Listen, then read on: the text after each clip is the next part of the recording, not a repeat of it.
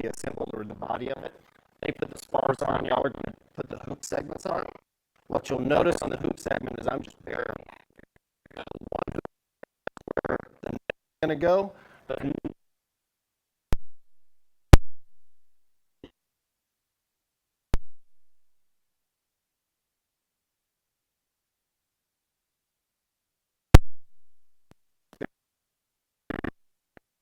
with the flat part, you need to go.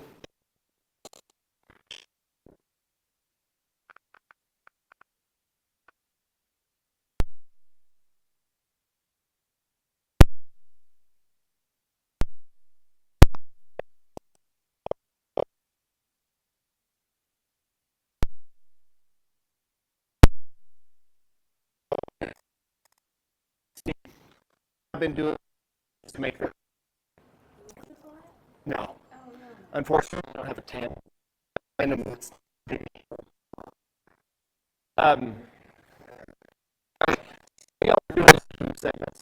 Talk about in your video after it's done. Just film.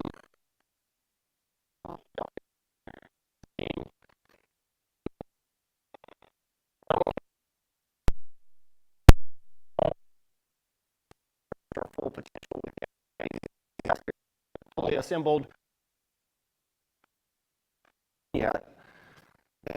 Wednesday, and then we'll take.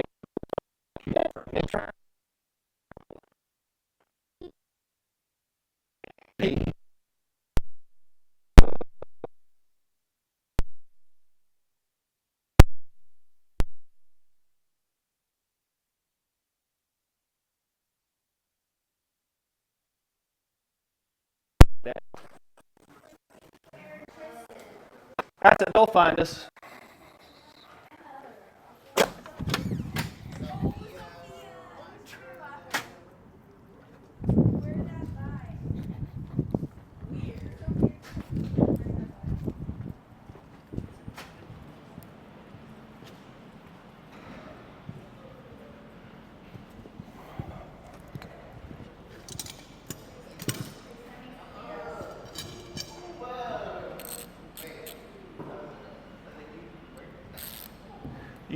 We used to have a climbing class until COVID. Okay, so this is made from scrap aluminum. And so you're going to see drill holes in this thing where there shouldn't be drill holes because I didn't want to waste too much money. Some of the parts I had to buy, some of the tubing I had to buy, but it's still going to have drill holes all in it. It's going to look kind of crazy. When you tighten these down, don't over tighten it. Just get the nut in place and then put the bolt in place and put the nut on the back end of it, but just hand tight. Don't cinch these down. Even though this is aluminum, cast aluminum, the parts you made are here, here, here, and then this bottom hoop segment we built it in on shape to make sure it was going to fit. So those are the things that we actually built out that were parts in class. Actually, you have 1, 2, 3, 4, 5. On this, you'll take the bolt out. Now, these were hand drilled, meaning this was not done on a drill press. This is not machined. So these have to go on the side they came off because they won't match up on any other side because it's not a machined part. So take the bolts out, put them in where they go. So like this one's going to go here and attach here. I may need to help you with this part of it when you get to that part. Start with the bottom segments first, then put the top ones on. If you don't, you'll have a lot of trouble. But you got to take the bolts out, put them in place, put the bolts in, tighten them down. Y'all are good to go. I'll let you work on it. One person to do it, one person to film.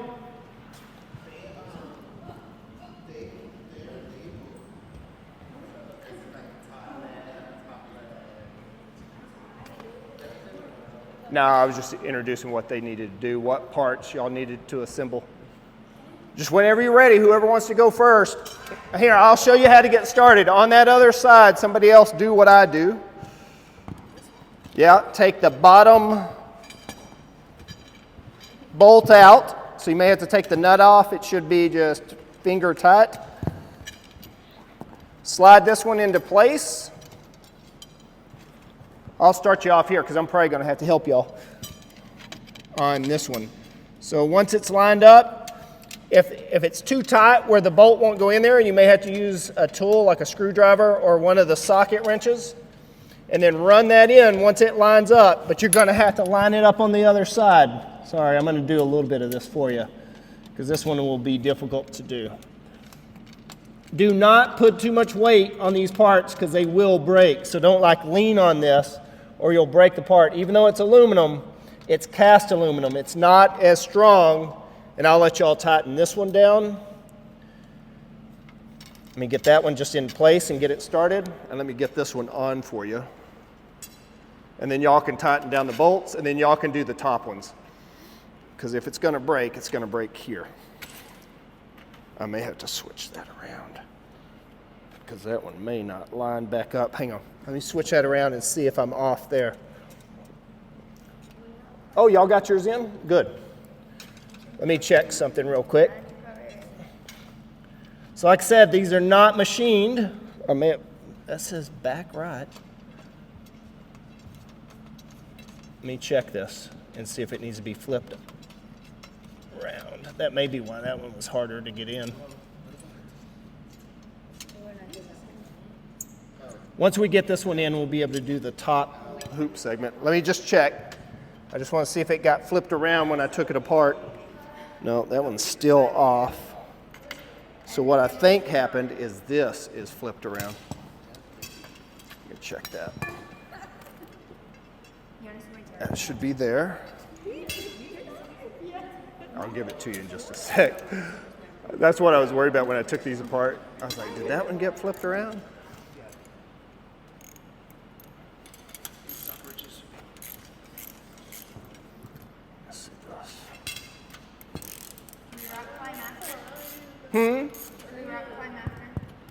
I won't have enough time because I got to get that other group in.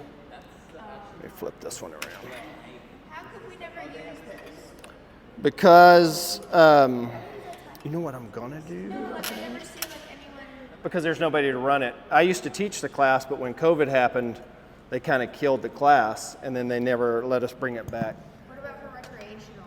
That's what I'm saying. They don't have anybody to run it. The problem is with the climbing wall, you have to have somebody in here to at least belay for people. You could get an auto belay, but the problem with that is those things fail and they need constant maintenance. They're super expensive. A bidet? Belay, country accent. Sorry. Yeah, that's what it was. It had flipped around. All right, so I'll let y'all tighten those down. Let me run that one. Yeah, same thing with bolt, hole.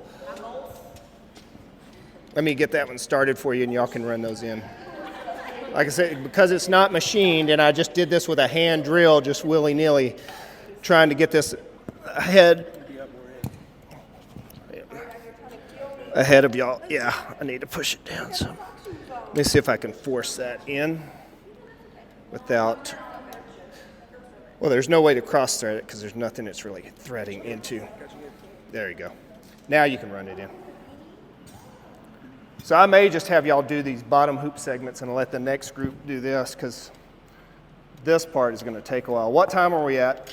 8:23. Yeah, so we got time. Don't worry, I got the net.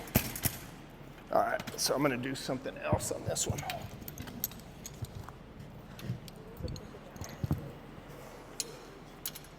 is real cutie in here. I like that dead guy in the corner. Very demure.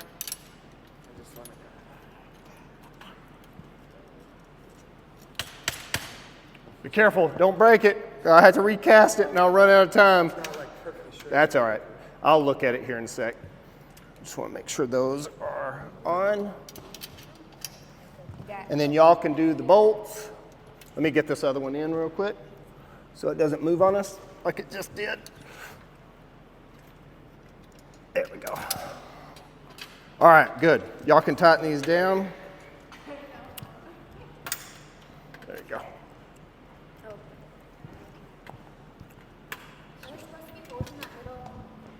Where at? This one here? So this is where the battery is going to go because this is going to be an electric one. This is just scrap aluminum I pulled out of my backyard, so it's got random holes where I'm messing with stuff. These two holes, this is when it was supposed to be a gas engine. That's where the gas tank was strapped to. There was a bar that went across here. It just got moved up here to hold the battery in place. There will be two segments that you'll see out in next class that the battery is going to rest on that bolt into this. So this should be there. No, that's good. That's good. I'll have to pre-flight it before I do anything, so I just want y'all to just kind of do the assembly. All right. So I had to go through all the bolts, make sure everything's connected before I get in the air. There we go. You're funny. So you can see I'm just barely ahead of y'all still, because you notice where the netting's going to attach? That's going to go on with a lark's head knot. So if the netting ever messes up, I can take one single strand out and just replace it, as opposed to having to replace all the netting. So all of this is a modular design. It will not look this ugly in its final product. So each semester it should get better. I'll get better aluminum. Y'all are the first class to ever build it. So I'll continue to refine it over time and it will improve. If you've seen where this thing came from in its original design, I built one out of a laundry basket. So that's kind of how it's evolved. And so this one will continue to evolve. It's already evolved from a gas-powered engine to an electric one. And that was just because I broke the frame, because I had the pull start here, and because I didn't have that one piece bolted in when I was yanking on the pull start, it broke all the frame, and so I had to recast some parts last minute. That set me back. Do you have to have a license for that? Nope. No license. Yep. So, all right, good job. Make your video about Maslow's hierarchy of needs. Not only have we aligned and reached our full potential with the theoretical concepts, now we're going to reach our full potential with the activities. They will create something functional that's useful. Here's your cast, your foam cast, right there. Those are your motor mounts. So the battery is going to slide down in here and the motor mounts over it, and then they just plug in here. Question. Yes? Not regarding this, but regarding like the actual teaching stuff. Do you have like a PDF or anywhere in the thing that goes over all of them briefly so I can study? Oh, all the theories? Yeah. Yes. So if you go to the modules page, I've got little videos that go through every theory all through the semester. But a better source for that written post-test that we're going to take in week 14, study your quizzes. Because I built the pre and post-test from quizzes. I changed the wording a little bit, but they're a better source of information. So each one of those has 5 questions in it, so 10 for the week. Just take all of those and just study those. And it will be very similar questions to what's on the quiz. That's a better review for you. Okay, and Yep. then how many questions are on that post? 50. Same that we had on the pre. It is the pre just reordered.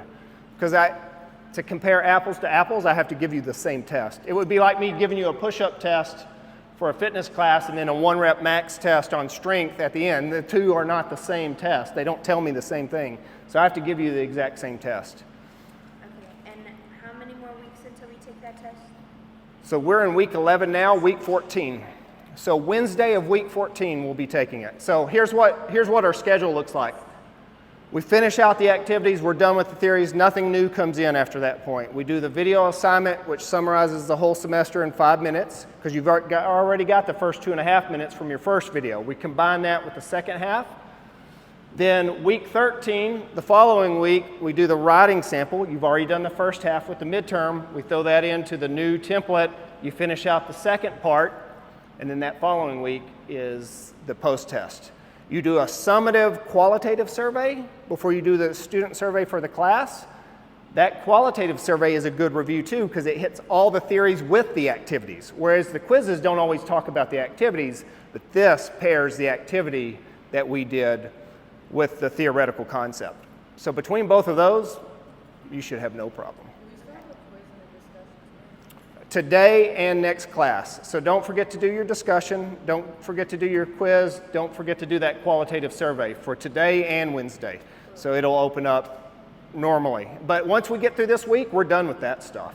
And it's just really putting everything into a single project, that writing sample. Okay. Yep, good question though. Okay. Perfect. Yep.